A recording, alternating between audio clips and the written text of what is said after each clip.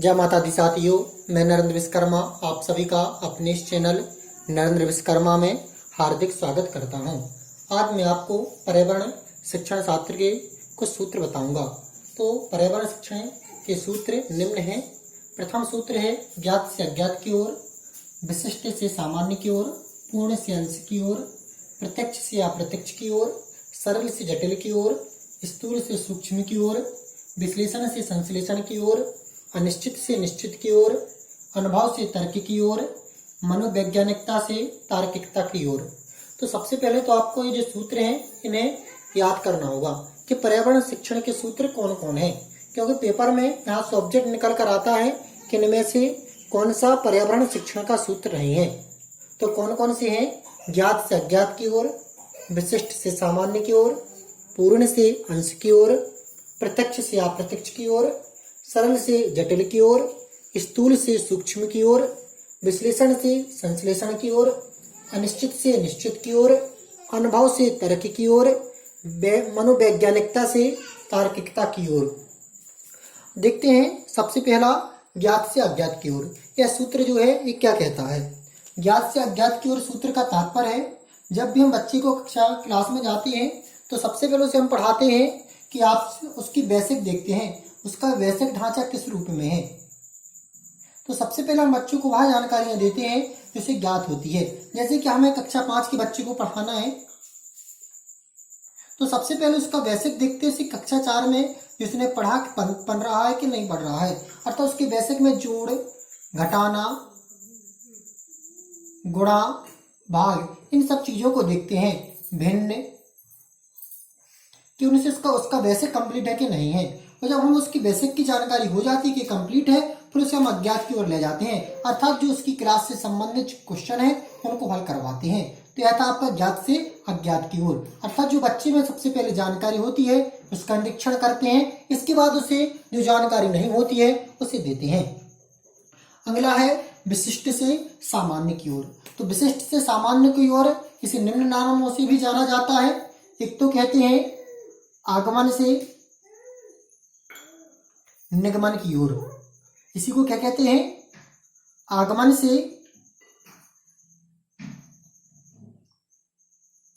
निगमन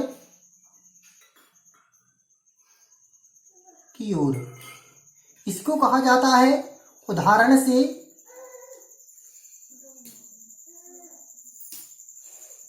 नियम की ओर। ये सभी किसके नाम है? विशिष्ट से सामान्य की ओर के नाम है। आगमन से निगमन की ओर, उदाहरण से नियम की ओर। इसके कहने का तात्पर्य है, जब हमें किसी बच्चे को पढ़ाना है तो सबसे पहले हम उसे उदाहरण देकर समझाना है। जैसे कि हम क्लास में समझा रहे हैं कि अच्छे नागरिक होने के क्या गुण हैं। तो सबसे पहले हमें किसी एक अच्छे नागरिक व्यक्ति जो अच्छा नागरिक है, अच्छी नागरिकता के गुण रखता है, उसके उदाहरण बताना पड़ेगा।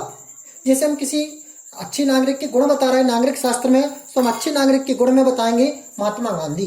महात्मा गांधी के अच्छे नागरिक के गुण हैं, तो बच्चे ऑटोमेटिक उनसे बताएंगे। फिर हमसे पूछेंगे कि महात्मा गांधी में कौन कौन गुण थे, तो कहेंगे सत्यवादिता और अहिंसा का पालन करना।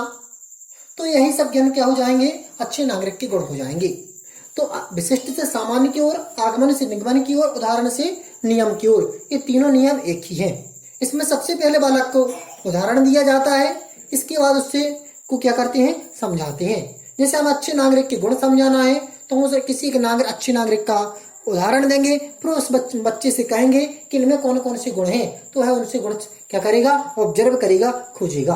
तो यह था आपका विशिष्ट से सामान्य की ओर। अब है पूर्ण से अंश की ओर। तो पूर्ण से अंश की ओर में क्या करते हैं? हम सबसे पहले किसी को समझाना है, किसी सवाल को हल करवाना है, तो सबसे पहले हम उसकी पूरी जानकारी देते हैं। जैसे हम कह रहे हैं हमें व्यक्तियों के बारे में समझाना है, तो हम किसी व्यक्ति को खड़ा करते हैं, किसी बालक को खड़ा करते हैं और बताते कि बेटा यह जो पुरुष है, यह जो व्यक्ति है, यह क्या है कि बालक है, व्यक्ति है। तो बालक को हम खड़ा करते हैं, उसे संपूर्ण शरीर को ज्ञात करवाते हैं। इस प्रकार उसके खड़ा करने के बाद उसके संपूर्ण शरीर का क्या कराते हैं? ज्ञान कराते हैं। फिर उसे ज्ञान करवाने के बाद फिर उसे किसी एक अंग के बारे में पूछते हैं। अर्थात पहले हमने उसे पूर्ण रूप से बताया कि पुरुष इस प्रकार का होता है। फिर हम उससे क्वेश्चन करेंगे, बेटा एक व्यक्ति में हाथ कितने होते हैं, तो वह बताएगा कितने होते हैं, 2 होते हैं। उंगलियां कितनी होती हैं, 4 होती हैं। अंगूठा कितना होता है, 2। एक हाथ में एक और दूसरे हाथ में हो जाएंगे टोटल 2 और उंगलियां 8। तो उससे हम क्या करते हैं, सबसे पहले के किसी व्यक्ति का उदाहरण देंगे, फिर उदाहरण देने के बाद उससे क्या समझे करेंगे, पूछेंगे, एक एक छोटे छोटे अंक का क्या करेंगे, क्वेश्चन करेंगे। तो ये क्या रहता है, पूर्ण से अंश की ओर। सबसे पहले हम उस बालक की पूर्ण आकृति बताना, फिर उस बालक को क्या बताना, पूर्ण आकृति, और फिर उसके किसी एक अंश के बारे में पूछना। देखते हैं प्रत्यक्ष से अप्रत्यक्ष की ओर। प्रत्यक्ष से अप्रत्यक्ष की ओर का तात्पर्य है, सबसे पहले बालक को हम एक ऐसा उदाहरण देंगे जो उसे दिखाई दे रहा हो, फिर उससे संबंधित अप्रत्यक्ष उदाहरण के बारे में पूछेंगे। जैसे कि हमने उदाहरण दे दिया, सभी लोग जानते हैं गाय भैंस बकरी होती हैं, तो हमने उदाहरण दे दिया गाय का कि यह एक पशु है। तो उसने देखा कि गाय एक पशु है, हम उससे संबंधित दूसरा पशु पूछा कि शेर की जानकारी दो, तो वह शेर को भी हमने कहा शेर एक पशु है तो इसकी जानकारी दो। अब उसने देखा नहीं है तो वो क्या बताएगा कि शेर के 4 पैर होते हैं, कान होते हैं, दांत होते हैं और वह 4 पैरों की बल चलता है, तो यह जानकारी देगा। अर्थात सबसे पहले हम उसे प्रत्यक्ष बताएंगे, फिर उसे अप्रत्यक्ष की ओर ले जाएंगे। अगला नियम देखते हैं, पर्यावरण शिक्षण सूत्र का सरल से जटिल की ओर। जैसे हमें किसी बच्चे को समझाना है, पढ़ाना है, तो हम क्या करेंगे, तो सबसे पहले हम देखते हैं सरल से जटिल की ओर।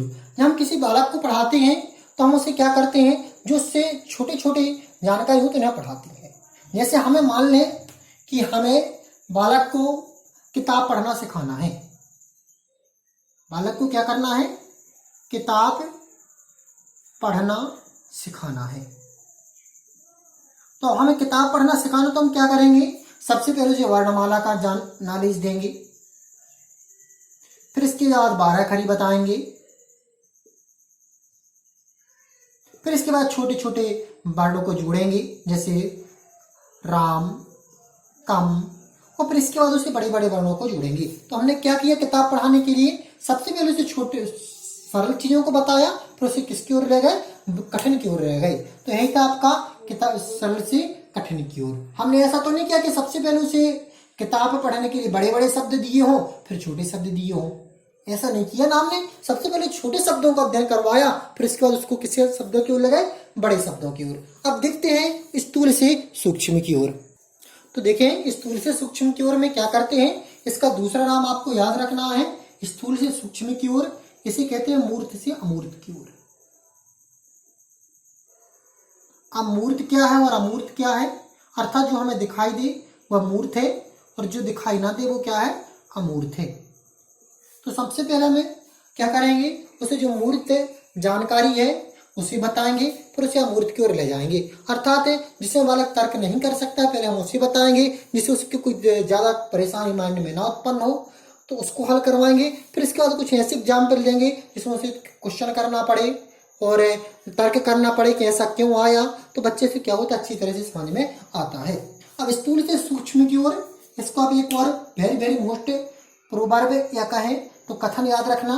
स्पेंसर ने कहा है कि जो हमारी पाठ्य वस्तुएं हैं वह स्थूल से प्रारंभ होती हैं और सूक्ष्म पर खत्म हो जाती हैं।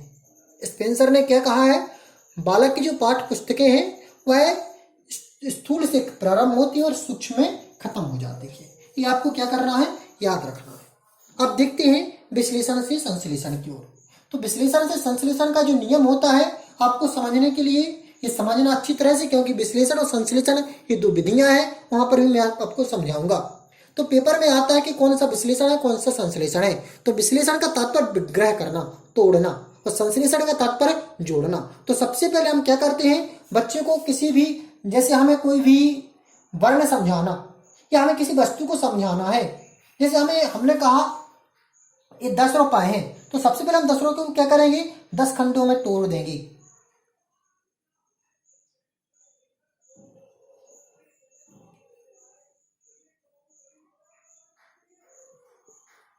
अब हमने इन्हें 10 खंडों में तोड़ दिया।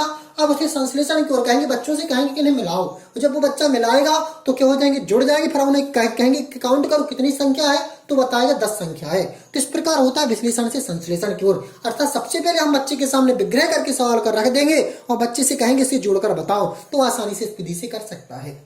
अनिश्चित से निश्चित की ओर, जिस प्रकार जो हमारी किसी भी बालक की जो युवावस्था होती है, यंग एज होती है, वह अनिश्चित गति से बढ़ती है और फिर से निश्चित कब होता है, जैसे वह प्रौढ़ होता है। इसी प्रकार का जो अध्ययन होता है शिक्षण शास्त्र, वह अनिश्चित होता है। जब बालक को सिखाया जाता है तो उसके जो पढ़ाने के तौर तरीके वो क्या होते हैं, अनिश्चित होते हैं। हम उसे समझाते हैं तो समझाने के तरीके क्या होते हैं, अनिश्चित होते हैं। और जैसे वह बड़ी क्लास में पहुंच जाता है तो उसे क्या होता है कि निश्चित तरीके से समझाता है, नियमबद्ध तरीके से समझाते हैं। तो यह आपका अनिश्चित से निश्चित की ओर। अब है अनुभव से तर्क की ओर। तो सबसे पहले हम बालक को क्या करते हैं, कुछ ऐसे क्वेश्चन बताते हैं कि जिसमें हमारे पास अनुभव, बालक के सामने अनुभव प्रस्तुत करते हैं। जब हम अपना अनुभव देते हैं तो ऑटोमेटिक क्वेश्चन करता है कि सर इसमें ऐसा क्यों होगा, तो कहलाता है अनुभव से तर्क की ओर। अब अनुभव से तर्क की ओर, जैसे हम किसी बालक को बताते हैं हरी घास, तो हरी घास दिखता है तो उसे अनुभव में आ जाता है कि घास हरी होती है, लेकिन उसके माइंड में एक क्वेश्चन और उत्पन्न होता है कि घास हरी ही क्यों होती है, अदर कलर की क्यों नहीं होती। तो इसके माइंड में क्या होगा, सबसे पहले उसे अनुभव होगा कि हरी है, घास की हरी होती है, लेकिन फिर उसके बाद मन में तर्क आया कि हरी ही क्यों होती है। अब देखते हैं मनोवैज्ञानिकता से तर्क की ओर। मनोवैज्ञानिकता से तर्क की ओर, तार्किकता की ओर। तो मनोवैज्ञानिकता से तार्किकता की ओर, मनोवैज्ञानिकता से तार्किकता की ओर का तात्पर्य है सबसे पहले बच्चों को उसकी रुचि इच्छा के अनुसार पढ़ाना चाहिए। और जब वह रुचि व इच्छा से पढ़ने लगता है तो इसके माइंड में तर्क का गुण उत्पन्न हो जाता है। कहते पर्यावरण शिक्षा के 10 सूत्र, इनसे मात्र अधिक से अधिक चांस इनके सूत्रों के नाम ही आपको याद रखना है, इनसे अधिक से अधिक क्वेश्चन आता है। क्वेश्चन के सूत्र कौन कौन से हैं, ज्ञात से अज्ञात की ओर, विशिष्ट से सामान्य की ओर, इसे आगमन से निगमन, उदाहरण से नियम की ओर भी कहते हैं। पूर्ण से अंश की ओर, प्रत्यक्ष से अप्रत्यक्ष की ओर, सरल से जटिल की ओर, स्थूल से सूक्ष्म की ओर, इसका दूसरा नाम है मूर्त से अमूर्त की ओर। विश्लेषण से संश्लेषण की ओर, अनिश्चित से निश्चित की ओर, अनुभव से तर्क की ओर, मनोवैज्ञानिकता से तार्किकता की ओर। यदि आपको ये जानकारी अच्छी लगी हो तो इस वीडियो को लाइक कर दें और इस चैनल को सब्सक्राइब कर लें। जय माता दी साथियों।